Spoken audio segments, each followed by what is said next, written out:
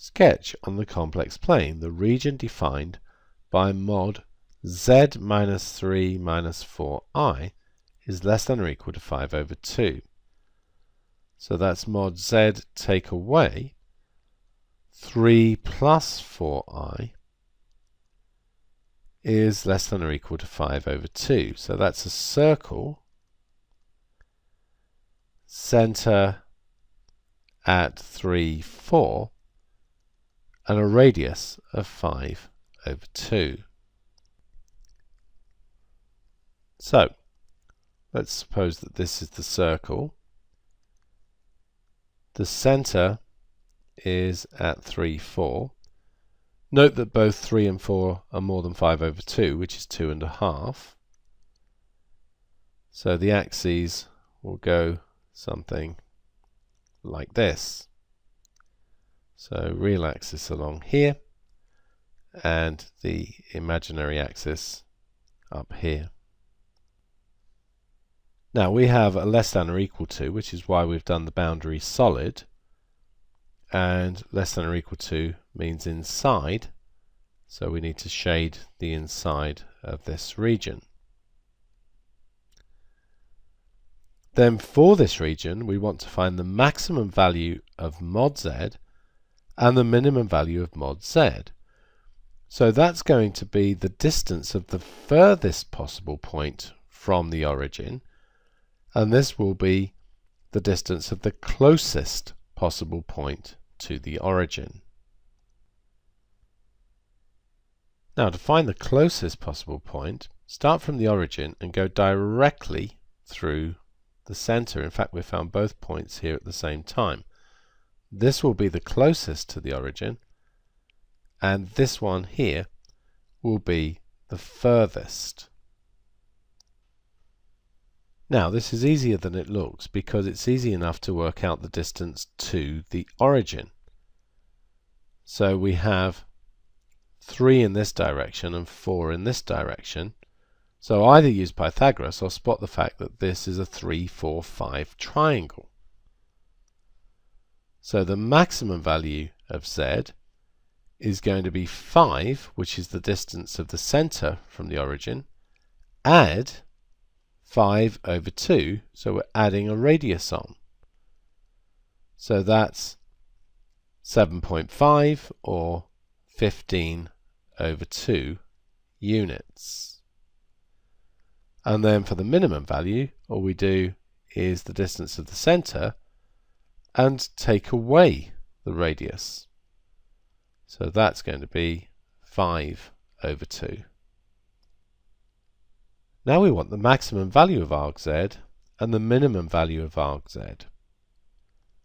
So the minimum value of arc z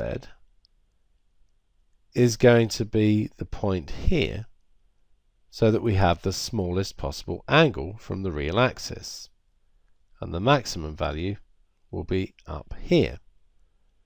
Now what we're drawing here are tangents, and therefore we know that this is a right angle, and the same thing over here. This is a right angle. So how are we going to go about working this out? Well, this angle here is the angle from the real axis to this line that went through the center. Then we can work out this angle here, because we know that this is a radius, and we know that the distance to the center was 5. And once we have those two, we can work out this angle here. Now I'm working out the minimum first, and that's part 4. That doesn't really matter.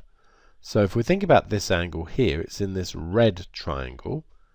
So we've got an opposite of 4, an adjacent of 3.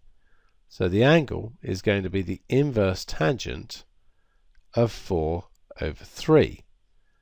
And then we want to subtract this angle that's marked in black here. Now if we look at that triangle, we've got an opposite of 5/2 and a hypotenuse of 5 because the right angle is just here. So that's going to be the inverse sine of 5/2 divided by 5. So we can just calculate that. So we're going to want it in degrees. So let's bring in the calculator. It's in degrees. And so I want the inverse tangent of 4/3. And I want to subtract from that the inverse sine of 5/2 over 5. We could have simplified that first if we wanted to. And that gives me 23.13 degrees. And of course, if we wanted that in radians, we could just have the calculator in radian mode and do the same calculation. So 0.40 radians. Let's make that 404 radians and go to 3 decimal places. Now, it's more likely at this level that we'd give the answer in radians, but let's not worry too much about it. It's the method we're looking at. So now, for the maximum value, with all the symmetry here, we can see that this angle here is the same as this one here. So all I'm going to do is add those two angles instead. So I'm going to do the inverse tangent of 4/3, which is this red angle, and then I'm going to add on a black angle, which is the inverse sine of, let's simplify this, it's just going to be half. And then we can calculate that, whether we want it in degrees or radians. Let's have it in radians, and all I need to do is change the sign in the middle there to a plus, and we're in radian mode, and that gives me 1.451. So that's 1.451 radians to 3 decimal places.